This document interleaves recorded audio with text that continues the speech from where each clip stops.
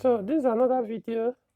We're talking about specifically about manual users, manual gearbox users, stick shift users.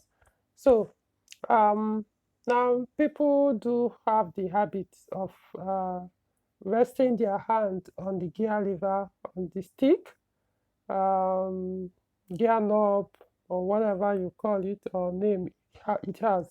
So they rest their hands when they are in motion and behind the steering wheel of manual transmission vehicle. So it's wrong to do that. Is most times a habit people form when they start driving from the beginning. So they not knowing that it actually could damage your vehicle. So specifically in this case, your gearbox. Resting your hand constantly on the gear lever while the car is in motion. You just leave it there until you need to shift the gear. You shift, you still leave it there on the gear lever, the gear knob. It's wrong. It's one of the things that cause synchro issues on gearbox, for the gearbox that have those synchro mesh. What I mean is sometimes you may start getting symptom of grinding.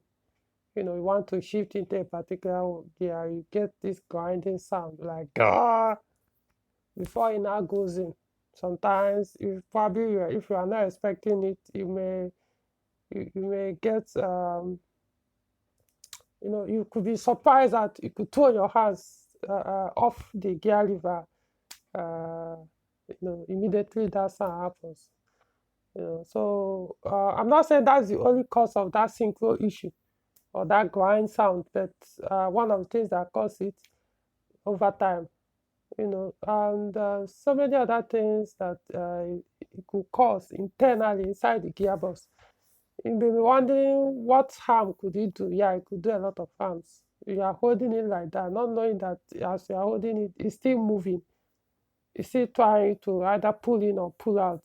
Well, no matter how slight the pressure is. So don't take your hands. If you want to drive, if you want to shift gear, move your hand to the gear knob, shift, do your activity there, take your hands off there again.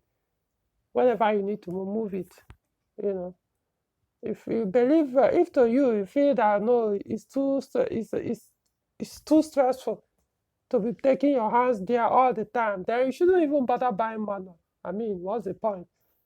You can as well buy the automatic. Because most people that buy the automatic or prefer automatic have that or do it because they don't want to be stressing themselves driving. That's what they normally use. If I suffering themselves driving, that's moving your body while you are driving is a bad thing.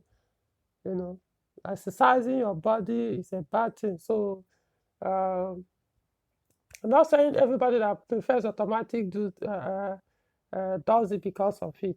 The majority will always tell you that. So those, if that's the case, if you believe that taking your hands there or every time you need to move the gear is going to be too stressful for you, then I would suggest don't even buy manual. Go for automatic. It's better for you so that you don't even have to move your hand. Once you shift it before the shift the gear to what's it called to drive before the car moves. You see, your hand just stay one place, or whatever you want to do with your hand. You won't need to touch that gear knob again for the next 2, 3, 4 hours, 10 minutes, 5 minutes, until probably the need to to to switch off the vehicle or reverse. Other than that, you could drive for the next 10 hours, for example, if you're on trip without even touching that gear knob again. So if driving manual car means having that opportunity to moving every part of your body while you are sitting behind the wheel, not just holding the steering with your right hand or left hand. Now I know on paper, uh, you are supposed to hold both your arms on the steering wheel. So you move it only when you want to shift the gear knob. But honestly, these are the things you tell people who are still learning how to drive.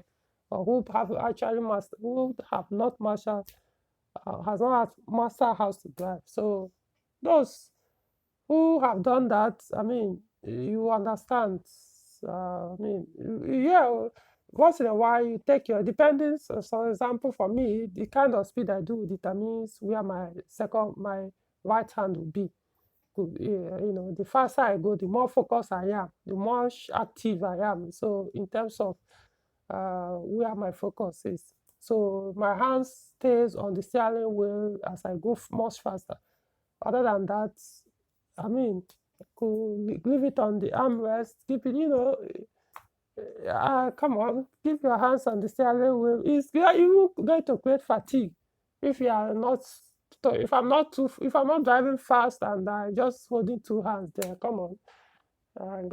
It's going to, I don't know how to say that. So, if that's what you want, you could keep it there all the time. You know, just find some other place to rest your hand if you are not shifting gear on the manual. Find any other place, but not on the gear lever, the stick, or the gear knob. Same thing applies on the clutch pedal. You know, if you are not shifting any gear, take your foot off that pedal. Otherwise, it's the same thing. So even as small, you may think it's not doing anything. You just leave your leg constantly on the pedal when you are not even shifting any gears. You are already engaging that the clutch components on the inside the gear bell housing. It might be very small, but it's already engaged. So before you know it, will wear out your clutches. You know, it's what we call riding the clutch. You know, most people, that's why I say most people are clutch killers. They claim to know how to drive manual, complain that their clutches are always failing all the time. That's one of the things they hate about manual vehicles, because the clutch is always replacing the clutches. Not knowing it's their bad driving style or habit.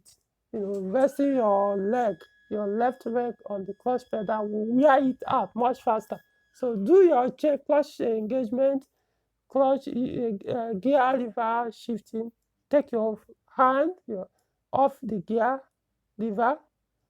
Take your foot off the pedal. Of course, if the pedal has to be your left leg, while the gear lever, depending on the driving position, it could be your right hand or your left hand.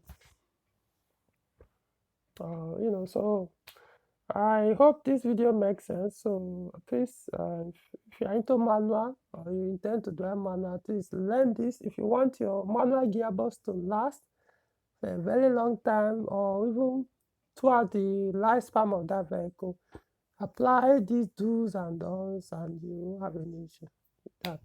All right.